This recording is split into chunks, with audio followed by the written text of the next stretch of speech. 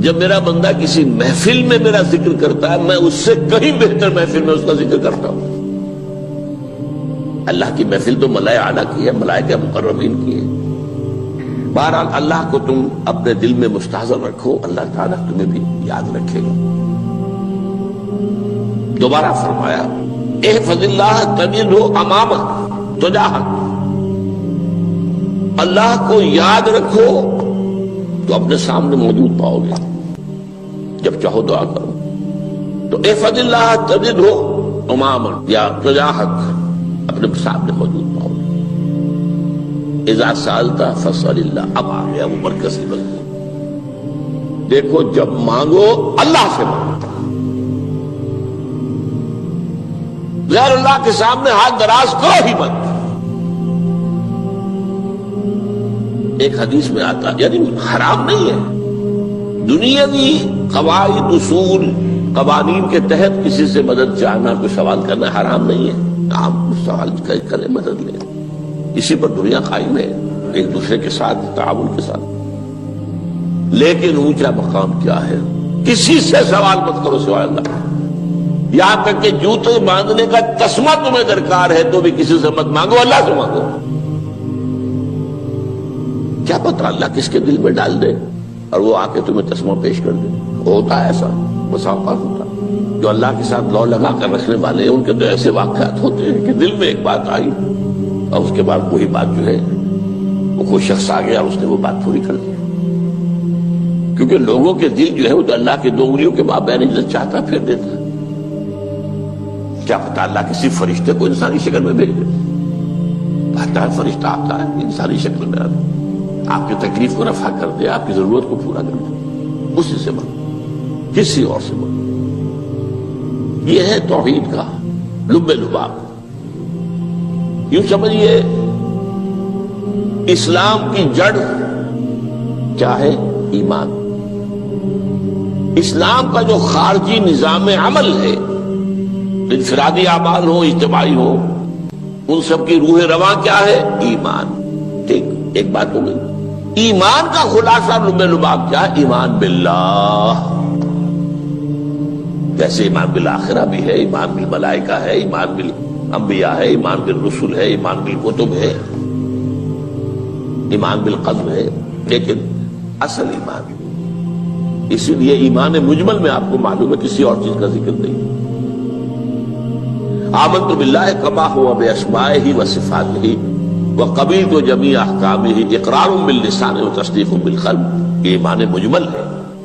اجمالی طور پر ایمان اس کا نام ہے، ہاں مفصل تفصیلی طور پر آمنت باللہ وملائکتہ وکتبہ ورسلہ والیوم الآخر والقدر خیرہ وشرہ من اللہ تعالی۔ تو اسلام کی جڑ ایمان، اور اسلام کا سارا جو نظام عمل ہے، چاہے انفرادی اعمال ہو چاہے اجتماعی، ان سب کی روح رواں ایمان، اور ایمان کا خلاصہ ایمان باللہ۔ اور ایمان باللہ کا اصل حاصل وہ ہے جو اس حدیث میں آ رہا ہے۔ اس کے دو ہیں تقاضے، عبادت صرف اسی کی، استعانت صرف اسی سے۔ اس لیے میں نے سورہ فاتحہ کا تذکرہ شروع میں کیا، یہ عبادت کا جوہر ہے، عبادت کا جو ہے یہ ایمان کا حاصل، عبادت صرف اس کی ہے اور استعانت صرف اس سے۔ استعانت ہی میں سوال بھی آ گیا، یہ بھی مدد ہے، آپ کسی سے کچھ مدد مالی چاہ رہے ہیں یا کوئی اور مدد چاہتے ہیں، کسی کام میں مدد چاہتے ہیں، جیسے میں نے کہا تھا کہ سفارش کرانا چاہتے ہیں، بھی مدد ہے۔ وَإِذَا اسْتَعَنْتَ فَاسْتَعِنْ بِاللَّهِ، اور جب مدد مانگو صرف اللہ سے مانگو۔ اور وہ سارے الفاظ یاد کر لیجیے، استدعاء، استعانت، استغاثہ، یہ جو غوث اعظم سے استغاثہ کیا جاتا ہے یہ تو شرک ہے۔ استغاثہ اللہ سے، دعائی اللہ کی، اس اعتبار سے استمداد، استعانت، استدعاء، استغاثہ، یہ سب اللہ سے، صرف اللہ سے۔ عبادت صرف اللہ، ایاک نعبد، اور استعانت صرف اللہ سے، مانگو صرف اللہ سے، مدد طلب کرو صرف اللہ سے۔ اور جان لو اگر تمام لوگ جمع ہو کر تمہیں کوئی فائدہ پہنچانا چاہے نہیں پہنچا سکتے، الا بشيء قد كتب الله لك وان اجتمعوا على ان يضروك بشيء لم يضروك الا بشيء قد كتب الله عليك. اگر سب مل کر چاہے تمہیں کوئی نقصان پہنچا دے نہیں پہنچا سکتے مگر وہی کچھ جو اللہ نے تمہارے لیے لکھ دیا. اب بتائیے خوف کی جڑ کٹ جائے گی کہ نہیں؟ یہ جو ایمان جو ہے یہ خوف اور حزن دونوں سے نجات دلانے والی بات ہے. جو حقیقی مومن ہے وہ اللہ کا ولی ہے. حقیقی مومن وہ اللہ کا ولی ہے. اور الا ان اولیاء اللہ لا خوف علیہم ولا هم يحزنون. یہ اولیاء اللہ کو علیحدہ مخلوق نہیں ہے, کوئی ان کے سر پہ سینگ نہیں ہوتے, انسان ہی ہوتے ہیں. لیکن حقیقی معنی میں مومن ان اعتبارات سے جو آج ہم پڑھ رہے ہیں ایمان اس درجے کا پہنچ گیا تو اللہ کا ولی ہے. ان لوگوں کے خوف کس بات کا ہوگا؟ کس سے خوف کروں؟ اس کے ہاتھ میں کچھ ہے ہی نہیں. اور اگر کچھ اللہ نے میرے لیے لکھ دیا وہ آ کر رہے گا, چاہے میں لاکھ گڑ گڑاؤں تو اس کے سامنے کہ مجھے چھوڑ دے. اگر اللہ نے لکھا وہ آیا وہ تو آئے, تو کاہے کو اس کے سامنے گڑ گڑانا, کاہے کو جمبسائی کرنا اس کے سامنے. اور کسی کے ہاتھ میں کچھ ہے ہی نہیں, میرا خیر ہے ہی نہیں, کاہے کو خوشامد کروں اس کی. اور سنیے, رفعت الاقلام, دیکھو نوجوان, قلمیں اٹھا لی گئی ہیں, وجفت الصحف, اور جو رجسٹر ہیں صحیفے ان کی سیاہی خشک ہو چکی ہے. یہ ہے وہ اللہ کا علم, اس میں ہر شے لکھ دی گئی ہے, اس کی قلم اٹھا لیے گئے. جیسے آپ کو معلوم ہے امتحان ہوتا تھا, 3 گھنٹے ختم ہو گئے, اسٹاپ رائٹنگ, بس اب قلم رک جانا چاہیے. وہ قلم تو تقدیر کا کاتب جو ہے وہ قلم اس کا اب اٹھا لیا گیا, اور جو صحیفے جن پر لکھا گیا وہ خشک بھی ہو گئے. یہ تو روایت ہے جو امام ترمذی نے جس کو روایت کیا, یہ متن ان کا ہے جو ہم نے پڑھا ابھی, اور ان کا قول یہ ہے کہ یہ حدیث حسن صحیح ہے. لیکن یہی روایت اور انہی راوی سے عبداللہ ابن عباس سے رضی اللہ تعالیٰ عنہما اور بھی محدثین نے کی ہے. تو اس میں سے ایک اور متن جو ہے وہ یہاں پر امام نووی نے دے دیا ہے. احفظ اللہ تجدہ امامک, یہ تو پہلا وہ ٹکڑا تھا. وقت جاہد تھا, یہاں امامک ہے, امام مطلب ایک ہی ہے, اپنے سامنے پاؤ گے. اللہ کی حفاظت کرو, اللہ کو دل میں, اللہ کی یاد کو محفوظ رکھو, گویا کہ اللہ کو مستحضر رکھو. ذکر اللہ کے معنی کیا ہے؟ استحضار اللہ فی القلب, یہ ذکر اللہ ہے. جنہیں ہم ذکر سمجھ بیٹھے ہیں وہ ذکر کے ذریعے اقیم الصلاۃ لذکری, نماز قائم کرو میری یاد کے لیے. نماز ذریعہ ہے یاد کا. یہ علیحدہ بات ہے کہ آپ نے 17 رکعتیں بھی پڑھ لی ہو عشاء کی اور یاد آپ کو آئی ہی نہیں کوئی.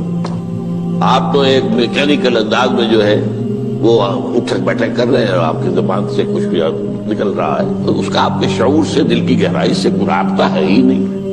وہ ذکر تو نہیں ہوا. ہاں نماز فرض تھی, وہ ادا ہو گئی, آپ کی ایک فرض ادا ہو گئی.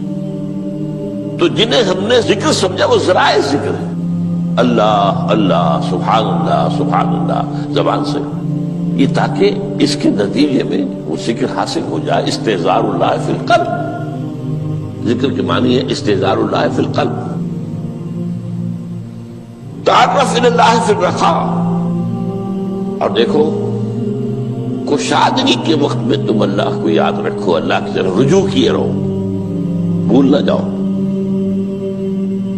وہ نہ ہو جو کبھی کہا تھا, بہادر شاہ ظفر کے اشعار میں سے بہت زور کا شعر ہے, ظفر آدمی اس کو نہ جانیے چاہے کتنا ہی ہو فارم زکا, جسے عیش میں یاد خدا نہ رہی, جسے تیش میں خوف خدا نہ رہا.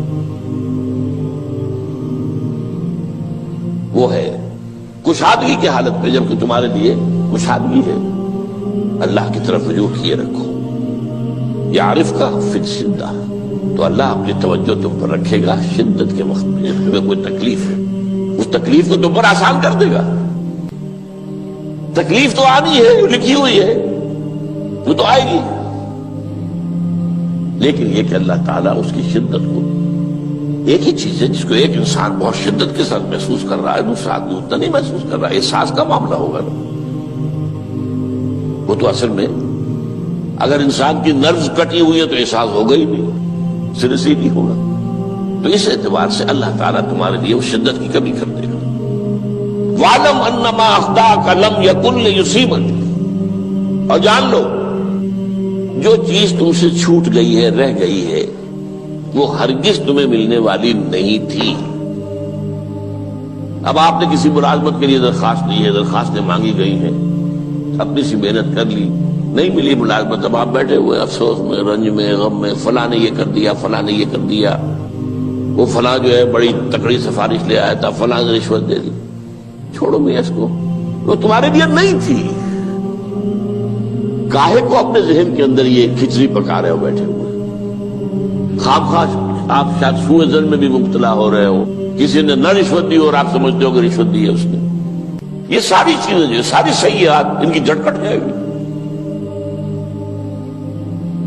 وَاعْلَمْ أَنَّ مَا أَخْطَأَكَ لَمْ يَكُنْ لِيُصِيبَكَ وَمَا أَصَابَكَ، جو چیز تم پر آ گئی، لَمْ يَكُنْ لِيُخْطِئَكَ، ہو ہی نہیں سکتا تھا کہ وہ تم پر نہ۔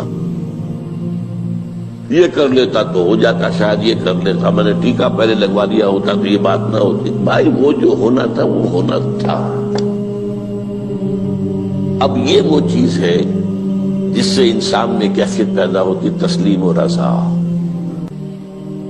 ہم بھی تسلیم کی خو ڈالیں گے، بے نیازی تیری عادت ہی صحیح، اے اللہ جو تو نے چاہا مجھے قبول ہے۔ اسی لیے میں نے آپ کو آیتیں سنائی سورہ تغابن کی، ما اصاب من مصیبت الا باذن اللہ، کوئی مصیبت نہیں آتی مگر اللہ کے اذن سے۔ ومن یؤمن باللہ یہد قلبہ، جو اللہ پر ایمان رکھتا ہو اللہ اس کے دل کو ہدایت دے دیتا ہے۔ ہدایت کس بات کی؟ تسلیم و رضا۔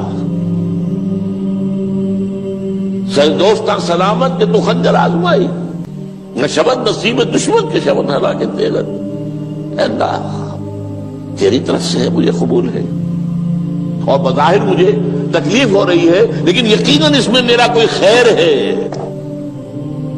بیدک الخیر،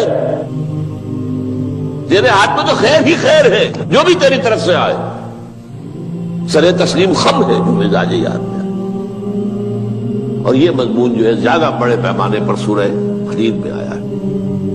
ما اصاب من مصیبت فی الارض ولا فی انفسکم الا فی کتاب من قبل ان نبرأها، کوئی مصیبت نہیں آتی نہ تمہاری جانوں میں نہ زمین میں، زمین میں زلزلہ آ جانا، سیلاب آ جانا، کچھ اور زمین کا دھنس جانا، یا یہ ہے کہ تمہاری جانوں میں کوئی بخار ہو گیا، کوئی اور تکلیف ہو گئی، اچانک معلوم ہوا کہ انسان کو کینسر ہے اور کینسر بھی اب 3rd سٹیج کو پہنچ چکا ہے، لیکن جو بھی آیا ہے وہ اللہ کے علم کی کتاب میں پہلے سے لکھا ہوا ہے۔ فی کتاب من قبل ان نبرأها، یہ کتاب میں درج ہے اس سے پہلے کہ ہم اسے ظاہر کریں۔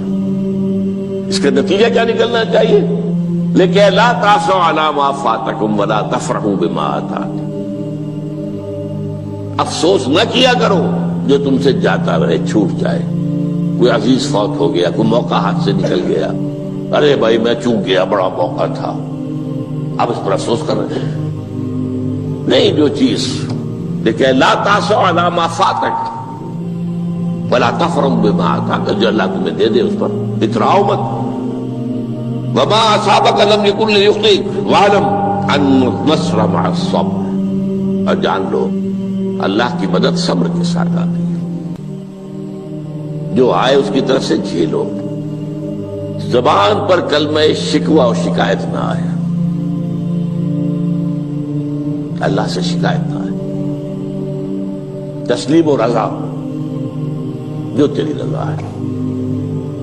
تیری صحت ہمیں منظور ہے لیکن اس کو، مولانا محمد علی جوہر ایک مرتبہ جیل میں گئے، ایک بیٹی بیمار ہوئی، فوت ہو گئی، اس کے بعد دوسری مرتبہ پھر جیل میں گئے، دوسری بیٹی کو وہی بیماری ہوئی، جیل میں اطلاع ملی کہ بیٹی کو یہ بیماری ہو گئی ہے، تو خط لکھا اشعار کی شکل میں، کا آخری شعر یہ ہے، تیری صحت ہمیں منظور ہے لیکن اس کو نہیں منظور تو پھر ہم کو بھی منظور۔ ہم تو چاہتے ہیں میں بیٹی کے تجھے شفا ہو جائے، اسے منظور نہیں تو پھر ہمیں بتا۔ وَاعْلَمْ أَنَّ النَّصْرَ مَعَ الصَّبْرِ وَأَنَّ الْفَرَجَ مَعَ الْكَرْبِ، فرج فراخی کھل جانا کسی چیز کا یہ ہے کرب کے ساتھ، تکلیف کے ساتھ، تکلیف ہوتی ہے ساتھ۔ اللہ نے قانون بنایا ہے دنیا کا۔ اب آپ اندازہ کیجئے بچے کی ولادت میں ماں کو کتنی تکلیف اٹھانی پڑتی ہے۔ آج کل تو فیشن ہو گیا ہے، سیدھے سیدھے جاؤ آپریشن کراؤ تکلیف سے بچ جاؤ، لیکن یہ ہے کہ یہ بھی آپ کے علم میں ہوگا وہ ساری تکلیف جیسے ہی بچے کو لا کر ماں کے برابر لٹایا ہے ساری تکلیف ختم، پھر جو راحت اس سے میسر آتی ہے۔ ان الفرج مع الکرب وان مع العسر یسرا، اسی لیے میں نے وہ آیتیں بھی پڑھی تھی، ان مع العسر یسرا ان مع العسر یسرا۔ اس دنیا میں یہ اللہ نے نظام بنایا ہے، سختیاں جھیلنی ہی ہوں گی۔ لقد خلقنا الانسان فی کبد، ہم نے انسان کو پیدا کیا مشقت کے اندر، مشقت تو کرنی پڑے گی۔ کسی کی جسمانی مشقت زیادہ، کسی کی ذہنی مشقت زیادہ، مشقت سے چارہ کسی کو نہیں۔ تو یہ ہے ان مع العسر یسرا ان مع العسر یسرا۔ بارک اللہ لی ولکم فی القرآن العظیم ونفعنی وإیاکم بالآیات